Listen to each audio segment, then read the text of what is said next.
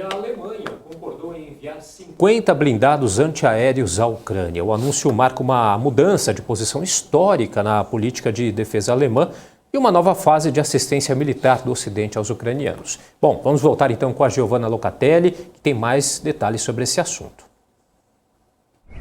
O chanceler Olaf Scholz disse que a Alemanha vai fornecer à Ucrânia mísseis antiaéreos modernos e sistemas de radar, depois de pedidos de Kiev e de partidos da oposição alemã para intensificar as entregas de armas pesadas ao país. Scholz disse aos legisladores do Bundestag que o governo decidiu fornecer à Ucrânia mísseis IRIS-T desenvolvidos pela Alemanha junto com outras nações da OTAN. Ele disse que a Alemanha também vai fornecer à Ucrânia sistemas de radar para ajudar a localizar a artilharia inimiga. Ele disse: estamos entregando continuamente desde o início da guerra, disse Scholz, apontando para mais de 15 milhões de cartuchos de munição, 100 mil granadas de mão e mais de 5 mil minas antitanques enviadas para Kiev desde a invasão russa no final de fevereiro. Ainda falando em armamento, a Rússia criticou a decisão de Washington de fornecer sistemas avançados de foguetes e munições para a Ucrânia, alertando que a medida aumenta o risco de confronto direto entre os dois. O vice-ministro das Relações Exteriores da Rússia, Sergei Ryabkov, disse à agência de notícias que Moscou vê a ajuda militar dos Estados Unidos à Ucrânia como extremamente negativa, em particular destacando os planos de Washington de fornecer o HIMARS a Kiev. Obrigado, Giovanna Locatelli, pelas informações. A Giovanna que volta aí durante a programação da BMC News. Bom, agora a gente vai trazer o nosso próximo convidado aqui no BMC Stock. A gente fala agora com o Frederico Castro. Ele que é gestor da Mirante Investimentos, está aqui ao vivo com a gente. Oi, Frederico, tudo bem? Boa tarde para você, seja bem-vindo. Boa tarde, Bruno. Boa tarde. Prazer falar com vocês novamente. Obrigado pelo convite. Sempre um prazer. Boa tarde, Frederico. Bom, vamos lá, deixa eu começar aqui, Daniel. Vamos começar então falando sobre o setor de combustíveis. Sem perguntas, por favor, sem perguntas que me deixem numa situação complicada. Ainda outra vez vocês pegaram pesado comigo. Sério? Poxa, então, peraí, então vamos fazer umas novas mais fortes. Não, tô brincando. Fica à vontade para responder da forma como quiser, fica à vontade. Um assunto aí que tá na pauta, na ordem do dia, ou dos dias aí, né, que é o setor de combustíveis. Claro. O presidente da Câmara dos Deputados, Arthur Lira, afirmou que a Câmara vai apertar o governo federal aí para que decida sobre uma política de subsídio aí aos combustíveis, né? O objetivo é tentar, claro, reduzir o preço aí da gasolina, do diesel, nas bombas ao consumidor final, ainda mais em ano eleitoral, a gente sabe. Bom, quais as chances disso realmente acontecer na sua visão, Frederico? Essa política aí vai, de fato, baixar o preço da gasolina? Eu acho que a gente tem acompanhado as discussões políticas e eu acho que elas estão muito intensas, como vocês mesmos pontuaram aí. Eu acho que o ano é um ano de eleições, né? Esta é uma pauta que tem grande apoio popular, porque representa uma redução das pressões inflacionárias. Aí nós não estamos falando só de combustível, né? Nós estamos falando de energia de maneira geral, eventualmente telecomunicações, colocando o cap de alíquota de ICMS de 17%. Então, assim, eu acredito que nós vamos ter algum desfecho, né, nessa história. São muitas moving parts que a gente fala, né? Porque eu acho que uma redução do ICMS vai impactar a arrecadação dos estados. A gente vê os estados já se movimentando junto ao Congresso, né, agora principalmente no Senado, para tentar algum tipo de compensação, caso isso ocorra, né? Então, hoje tem se falado, por exemplo, do aumento do PIS/COFINS sobre empresas que exploram, né, empresas que exploram petróleo, né, enfim, saindo aí talvez de 9% para quase 30%, ou seja, de alguma forma eu acho que alguma medida nós vamos ter, né? A gente não sabe ainda, eu acho que qualquer ruído impacta as empresas do setor, né? Mas a gente ainda não sabe qual vai ser o resultado final. De qualquer maneira, a gente acredita sim que deve vir alguma medida que vai mitigar ou tentar compensar uma parte desse aumento dos combustíveis. Se isso vai chegar ao consumidor final e qual intensidade, eu acho que nós vamos ter que esperar as decisões do governo, né, do Congresso junto com o Executivo. Hoje, inclusive, falou-se de um fundo de compensação, né? Quer dizer, utilizar os royalties, as partilhas da exploração de petróleo, né, da Petrobras, para financiar, né, um fundo que seria este fundo utilizado para compensar a perda de arrecadação dos estados com a redução do ICMS nos combustíveis e energia. E, por outro lado, a compensação para o executivo seria um aumento de imposto, né, do PIS/COFINS sobre a exploração de petróleo. Então, assim, eu acho que tem muita discussão na mesa, cada um defendendo os seus interesses, mas na nossa visão, de alguma forma, nós vamos ter decisões que devem impactar o setor, as empresas que estão expostas ao setor, né? Agora, qual vai ser a decisão? É muito difícil a gente precisar, né? Mas, de qualquer maneira, a gente acha que os valuations hoje aguentam desaforos, né? Independente de quais sejam as decisões, a gente acha que elas vão, sim, impactar o setor, mas há um ponto que não vai refletir tanto nos valuations das empresas, que já estão bastante amassados hoje, né? E na última semana, né, todos os combustíveis pesquisados pela ANP, elas tiveram queda, né? O diesel, que teve o reajuste aí mais recente de preços pela Petrobras para as distribuidoras, registrou aí uma queda na casa dos 3 centavos no preço médio do litro. O combustível ele foi encontrado aí a R$ 6,91, frente a R$ 6,94 observados, né, na última semana. O etanol e gasolina também registraram aí uma leve queda. Quais motivos aí você destaca para essas baixas nos preços? Eu acho que o principal componente agora que tem favorecido essa queda de preços é o câmbio, né? A gente teve a depreciação do câmbio acima de 5, agora ele retorna ao patamar de 4,80, né? Como a gente está falando que combustível no Brasil ele deveria, né, seguir uma paridade de importação, o câmbio acaba trazendo, a valorização do nosso câmbio acaba trazendo benefício para o preço do combustível na bomba, né? Lembrando que a gente tem hoje uma defasagem de preços dos combustíveis vendidos pela Petrobras em relação ao preço de paridade de importação. E essa é uma das válvulas que talvez pode ser mexida, né, pelo Congresso. O Congresso está tentando pautar, né, inclusive determinou o regime de urgência ontem, se eu não me engano, está tentando pautar uma alteração na metodologia de precificação dos combustíveis. Ao invés da gente ter a precificação com base na paridade de importação, o pessoal está tentando fazer alguma coisa, custo de produção mais margem, ou seja, trazer a exposição dos preços do mercado externo para o mercado interno, né? E de alguma forma isso também pode impactar. Então, assim, são muitas discussões, eu acho que tem muita gente envolvida, dando ideia e tentando chegar numa equação final para os preços dos combustíveis. A que eu acho que tem maior chance de prosperar, eu acho que de fato essa questão da redução do ICMS dos combustíveis pode prosperar, isso pode trazer uma redução na ponta final e eventualmente um fundo de estabilização também é outra ideia que eu acho que tem terreno fértil para prosperar. Agora, Frederico, enquanto isso, né, a gente acompanha aí, na minha opinião, algumas medidas paliativas. Me corrija aí se eu estiver errado, mas uma delas é a informação que a gente tem hoje, que a Petrobras lança aí um novo site para apresentar de forma aí mais didática, com um visual mais amigável.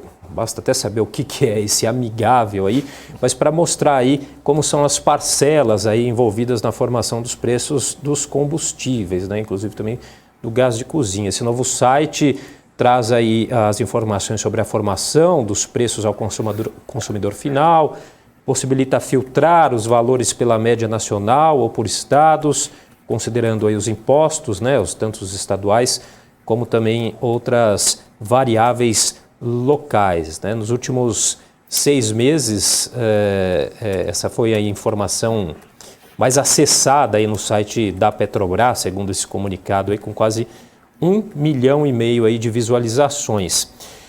É mais uma ação aí, né, da Petrobras para manter a sociedade informada aí sobre o preço das vendas dos seus produtos. Fato é, o consumidor ele está preocupado com essa questão da informação ou mais preocupado, o que eu imagino, com o preço. Ele quer um preço ali que seja viável para ele pagar no combustível, não? Correto. Eu acho que o consumidor, de maneira geral, ele vem sofrendo pressões de vários lados, né? Não só do combustível, mas os próprios preços dos alimentos. Eu acho que a energia elétrica, enfim, todos os custos de vida, né? Todos os itens que compõem o custo de vida do consumidor subiram bastante. Então, eu concordo contigo. Eu acho que o consumidor quer ver na ponta uma redução efetiva, né? Eu acho que carga tributária é um ponto importante para ser equalizado. E aí vamos falar, podemos falar também da carga tributária até do próprio sistema elétrico, né? Quando a gente olha, por exemplo, o ICMS da tarifa de energia em alguns estados, chega a 30%. Quer dizer, se a gente traz essa alíquota para um teto de 17%, isso tem um impacto relevante na redução da conta do consumidor, que vai ser parcialmente compensado pelas revisões tarifárias que nós estamos vendo aí também. Então, assim, eu acho que é um pouco disso, né? Eu acho que a gente precisa entender quanto vai chegar na ponta, porque por mais que a gente tenha uma redução de impostos, as margens na cadeia vão se acomodar. Então, talvez não chegue 100% ao consumidor, mas a gente acha que alguma coisa assim deve impactar os preços nas pontas. Certo. Queria mudar agora um pouco o assunto, né? Porque a gente viu aí o regime de lockdown contra a Covid-19 em Xangai foi encerrado, né? À meia-noite de quarta-feira, né? Após 2 meses de duração. E até houve comemoração na cidade, mas há medo aí de que um novo surto da doença possa acontecer. Como é que você prevê o impacto na economia global com essa retomada aí na China?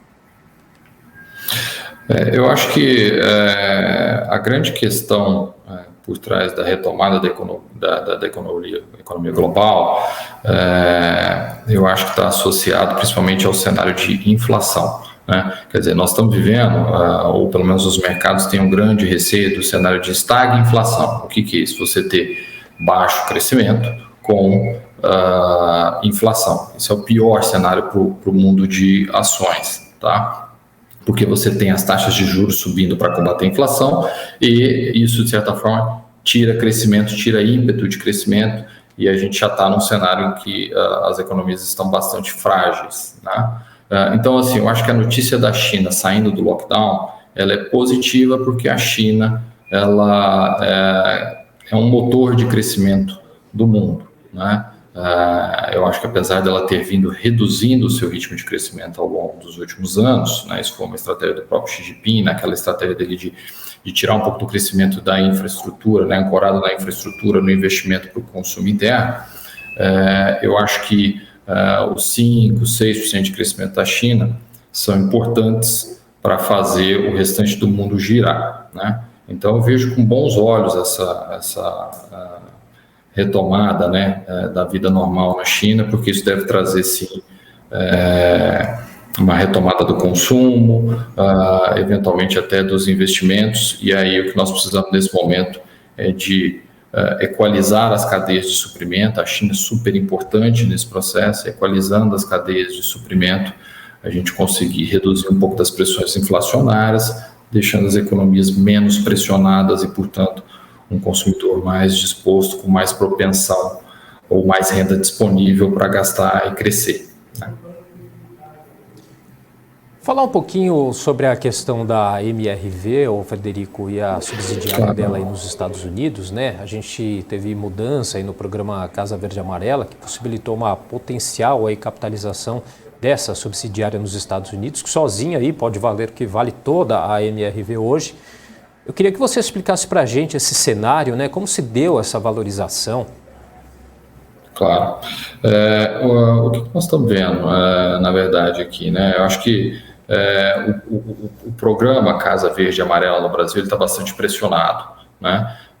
Também reflexo dessa inflação que nós estamos vendo, principalmente nos insumos da construção civil. aço, cimento, agora mais recentemente mão de obra, porque o programa Casa Verde e Amarela você tem sempre um teto de preços, né?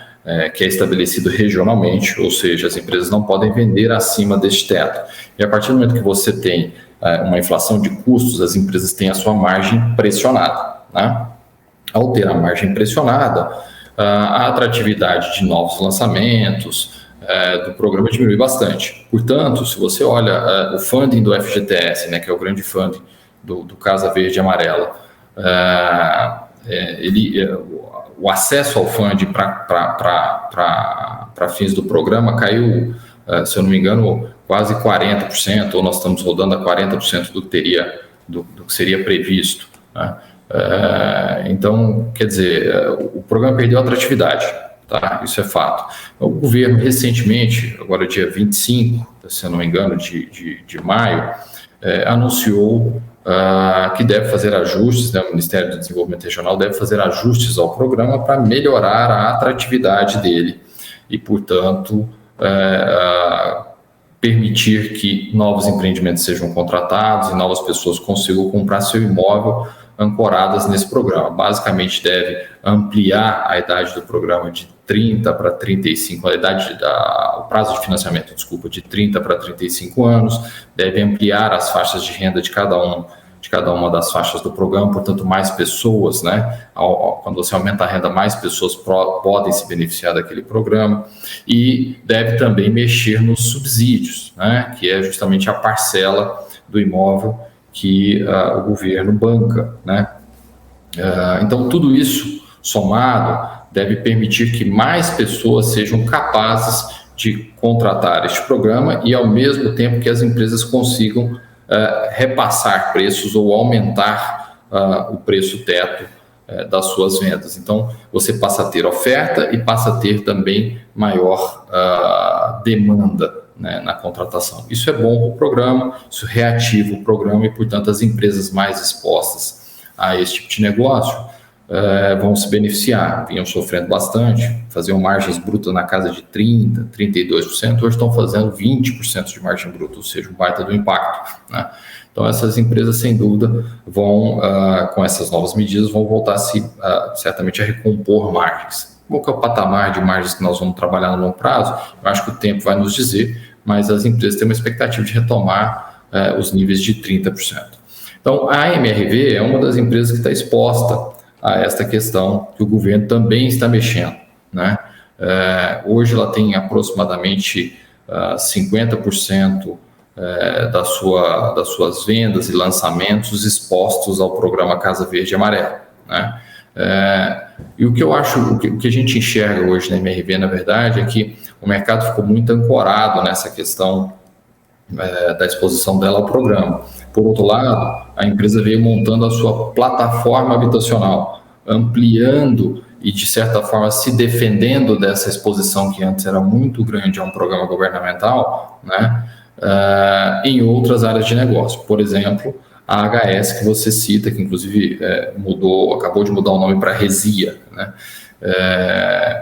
Então, quando a empresa fez este movimento, né, ela começou a se tornar relevante nestes negócios também, né? Até certo ponto que hoje, na nossa visão, a subsidiária norte-americana tem potencial, inclusive, de valer mais do que a operação legado da MRV, né? A operação legado é essa operação da Casa Verde e Amarela. Então, quer dizer, eu acho que o que nós estamos enxergando especificamente em MRV a parte do programa Casa Verde e Amarela deve ser equacionada, portanto a demanda deve retornar, a empresa deve conseguir recompor margens ao longo do tempo, mas tem algumas coisas escondidas dentro da MRV, dentro dessa plataforma, que envolve a URBA, a LUG e a HS que nós estamos falando, que sozinhas valeriam o que a MRV vale na Bolsa hoje, né? Então, quer dizer, se você compra MRV hoje, basicamente, nas nossas contas, você está levando a operação dos Estados Unidos, né, da HS, precificada corretamente, e aí nós podemos explorar um pouquinho essa questão, né? E todo o restante da empresa você estaria levando, entre aspas, de graça, né? Então, se você acredita que as operações dela da Lugo, de locação, de construção para locação, a operação fora do programa Casa Verde e Amarela, né, que ela também tem lançamentos na linha de SBPE, e o próprio programa Casa Verde e Amarela, que deve também retomar, se você enxergar que isso tem um futuro próspero, hoje a gente vê uma grande assimetria de preço e valor na MRV. Aí nós podemos falar especificamente dessa operação dos Estados Unidos, da HS, né? O que está acontecendo? A empresa tem um objetivo de chegar a 12 mil unidades lançadas, né, vendidas na operação norte-americana. Só que para chegar nessas 12 mil unidades, como o ciclo de construção é um ciclo longo, né, você coloca bastante capital na frente e depois você dá a saída em 100% do ativo, né? Lembrando que ela constrói, aluga o prédio, a hora que o prédio atingiu 90% de locação, ela vende 100% daquela operação para um fundo, para investidores e passa só a gerir aquele ativo. Então, como você tem bastante capital no começo para construir o prédio até o momento que você tem a venda, essa é uma operação muito intensiva em capital. Então, para ela atingir essas 12 mil unidades que ela pretende atingir, a MRV, ela sempre é muito consistente nas entregas e ela tem um DNA de crescimento muito forte, ela vai precisar se capitalizar. E eu acho que é nesse momento que a empresa está buscando essa oportunidade de se capitalizar nos Estados Unidos através ou de um private placement, envolvendo private equities ou investidores, enfim, para um potencial IPO posteriormente. Então, se ela conseguir executar esse plano, nós estamos falando de 20% e poucos por cento da empresa norte-americana, né, da HS, esse ativo vai ser precificado no exterior. E eu acho que essa precificação do ativo no exterior vai deixar explícito o quanto a operação dela, de maneira geral, estaria mal precificada, sobretudo localmente, né? Então, o que a gente está enxergando na MRV é um pouco disso, ou seja, o Casa Verde e Amarela sendo equalizado e uma potencial precificação da operação norte-americana destravando valor escondido nesse ativo, tá? Só queria até complementar aqui, queria que você só comentasse, porque claro, você falando de futuro, né, da MRV, eu vi aqui uma informação justamente da MRV que vai levar energia limpa a todos os estados, né, em que está presente, né, até o ano de 2024, né? Isso aí pode aí obter até desconto de até 20% na conta de energia elétrica. Esse tipo de situação traz até mais, vamos dizer assim, mais conteúdo para a empresa, deixa a empresa até bem vista no mercado, né? Sem dúvida. Eu acho que isso pode ser tema até de um outro papo nosso, porque o tema energia nos próximos anos, eu acho que ele, sem dúvida, vai ser muito intenso.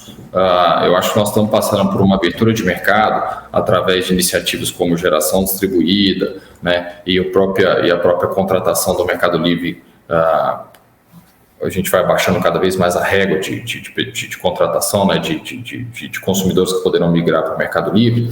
Então, quer dizer, aquela conta que a gente basicamente não tinha poder de compra, né, nenhum, a gente passa a ter poder de compra e poder de negociação, ou seja, quem vai entregar a energia que a gente gostaria de consumir.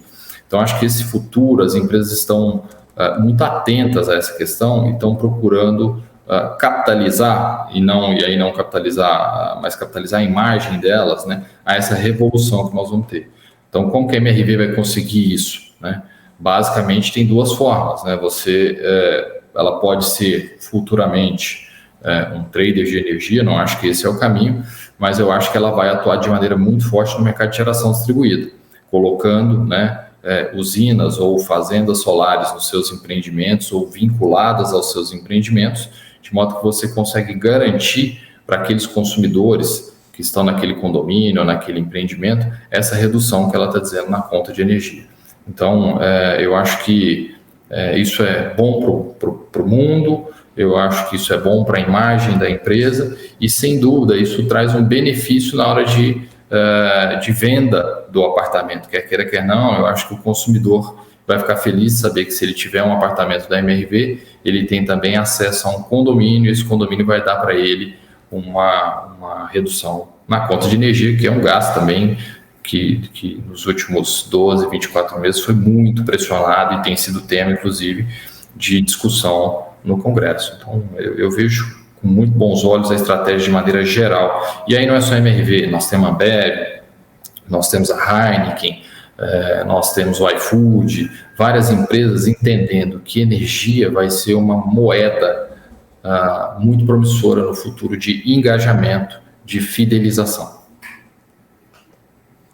Tá certo, Frederico Castro, muito obrigado então pela colaboração, por essa participação com a gente aqui hoje. Não pegamos tão pesado hoje não, né?